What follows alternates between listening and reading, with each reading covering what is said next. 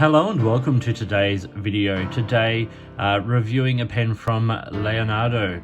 This is Leonardo, the Momento Zero Grande 2.0. And this is the dark Hawaii version. This is how it comes packaged. Now, I have reviewed Momento Zero Grande in the past, the Pura edition, but the 2.0 has some little changes, and that's the kind of main. There's a couple of things I think that are really nice changes. I really enjoy this packaging. I think it's got some nice character about it. It's a nice sort of cardboard sleeve over the top of a larger plain black box. Open that up and there's the logo in the lid there. It's all very nice and safe. It's got a nice sort of international guarantee and information and all of that booklet. I got this from Apple Boom, so there's another Apple Boom little tag on there as well as the standard Leonardo tag. And it comes with a bottle of Leonardo black ink, which is lovely. It's actually a beautiful black ink. But we're not here today to look at the packaging. We are here today to look at the pen. And this is the pen. I think this is a beautiful material. When I was buying this, I was looked at a number of the different versions, materials and things. This is the one I chose. It sort of ties in with my ink preferences, and although I don't do like always match my pens and inks, like blues and blacks and browns and things like inks I tend to go for a lot. So with lots of nice blues in here and a few other sort of little highlight colors, it suited my needs beautifully. As I said, this is the 2.0 version, and I have the original Grande here, the Pura version. There's a couple of differences I'll show in a little bit. We're going to talk about the parts and features of this pen, and then do a writing sample, size comparison, all that kind of stuff. Okay, so starting at the top of the pen, there is a peaked finial there. I like it a lot. The cap swells out to 3 chrome bands there, and then a little step down onto the barrel of the pen. We get another chrome band. The body tapers down to another ring, and then you get the piston knob on the end there, which has, once again, a little peaked end. It's a piston-filled pen, so it has an internal mechanism, so you turn that knob and it activates the piston on the inside. The clip of the pen is cut in to the cap, and it's one of those typical ball clips that you see on a lot of Italian pens. It's a fairly flexible clip, which means that it is pretty functional, and that little roller ball there on the end there makes the little wheel, makes it very easy to use. The cap unscrews in one turn, which makes it very easy and comfortable to use. There's a little ink window, then the threads are nice and smooth. The little step down there of that chrome band is noticeable, but because you've got quite a decent length section here, you don't really feel that, and it is sort of rounded, so it's not sharp. We get a tapered section with a little flare out, and then a number 6 size nib. Now, this is just the steel nib version. You can get gold nibs and all of that. I just got the steel. I like steel nibs. They work well for me. And you've got a plastic feed there. I've had this pen for a few months now, and I've had it inked for most of that few months with a few different inks. And as I've worked through the pen, I've tested the piston mechanism, because part of the problem I had with the original Pura was after about a year of using it, an issue occurred in the piston mechanism. And so I really wanted to test this one out. I have to say the piston mechanism on this has worked flawlessly, so I'm really happy with that. I liked the pen model, which is why I decided to get the 2.0, and I'm really glad I did. Now, the pen does post, but it is a large pen, and when it is posted, it sits, I wouldn't say in an awkward place on your hand, but you do feel it there on your hand. So I think for a lot of people, this pen is definitely going to be big enough to write with unposted. It's a really solid size, and it's got a nice sort of size section. We'll see it in comparison to a couple of other pens in a moment, but one of the reasons I like this model so much is the fact that it's substantial in the hand without being super heavy. It's got nice weight to it, but really it's not a super heavy pen. It's not got heavy metal components, all of that. So it's a very, very comfortable pen that gives you very little fatigue. So let's do this size comparison now, and I have the Lamy Safari there, which is my Franken-Fari, using components of a couple of different Safaris. And then I have a standard Momento Zero. This is one that I don't know if they've updated this model particularly much, but this is the one that came out in one of the first runs. It's the green marble version. You see that it's a bigger pen. It is substantially longer there than the original Momento Zero, and it is longer there than the Lamy Safari. You see uncapped, it's not that much bigger than a Lamy Safari, but because it has that number 6 size nib, it does, feel a little more luxurious in the hand. And then posted, you see, it's not quite as long there as the Lamy Safari. It's actually about the same length, but with a slightly longer nib, and it is once again still longer there than the original Momento Zero. Here though, I want to show it in comparison to the Pura, because this is where we see a couple of the differences. The first thing we notice is that the nib seats considerably deeper in the pen. And so that gives a slightly different feel in the hand. Also, that grip section here, you see in the original Momento Zero and the Pura, it's got that sort of bottleneck sort of shape grip section where it sort of travels along and then tapers and then goes straight again. And that's a perfectly comfortable grip section. But I do have to say, this sort of standard tapered section is, for me, ergonomically much, sort of more comfortable in the hand. You also see that the Pura is a little bit longer. It doesn't post quite as deep. It's got slightly longer features, and as I said, that nib is slightly not quite as seated as deeply as the 2.0. So what are the dimensions of the Momento Zero Grande 2.0? Well, it's 151 millimeters when it is capped, so it's a nice length pen. It's 133 when it is uncapped, so I think that's a fairly decent size.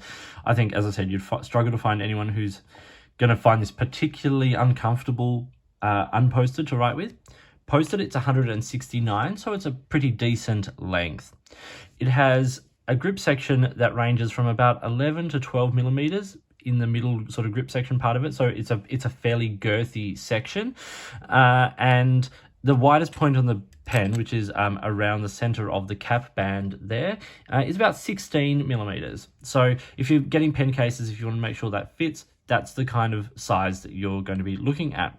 The pen weighs 30.5 grams, with about 20 in the body and 10.5 in the cap. So when you do post it, you're putting a third of the weight back there, but it's not super unbalanced like that.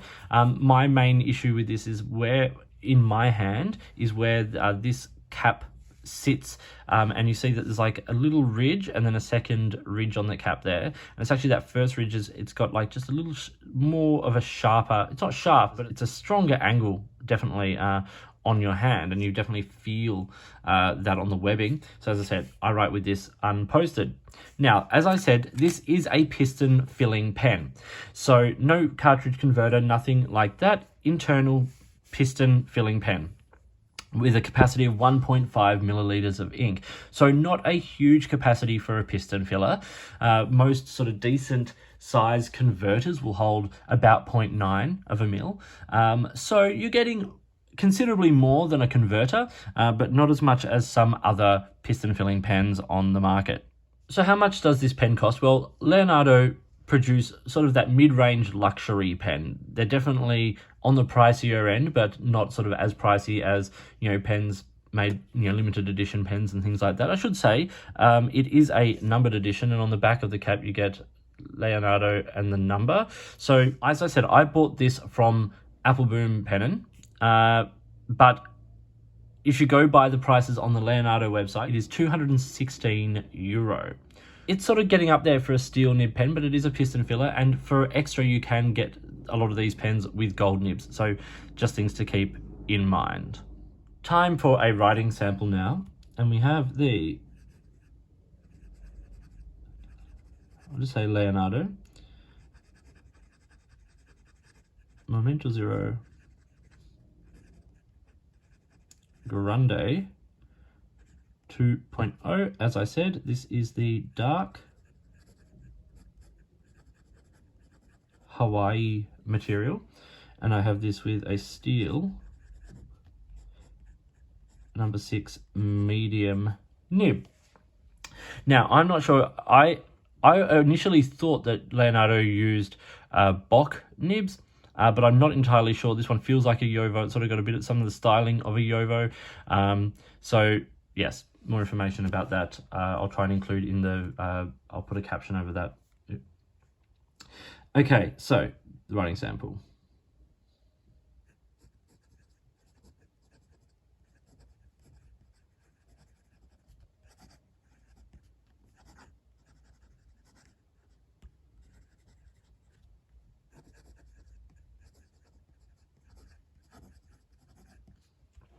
So this pen writes very nicely. It's wettish. I should say, actually, this ink is Diamine.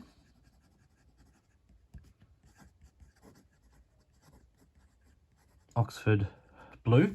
This is the second time I've had this ink in this pen.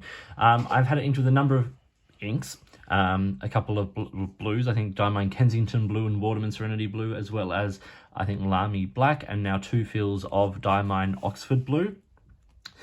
It writes very nicely. It's smooth. When I first got this pen, if you watch the video I've linked to down below where I talk about the putter, you'll notice that there's a slight baby's bottom on the nib. All I have done is run this over, doing a couple of figure eights on micro mesh for a couple of minutes, very gently, just to smooth out that baby's bottom, and it writes beautifully. Quick writing.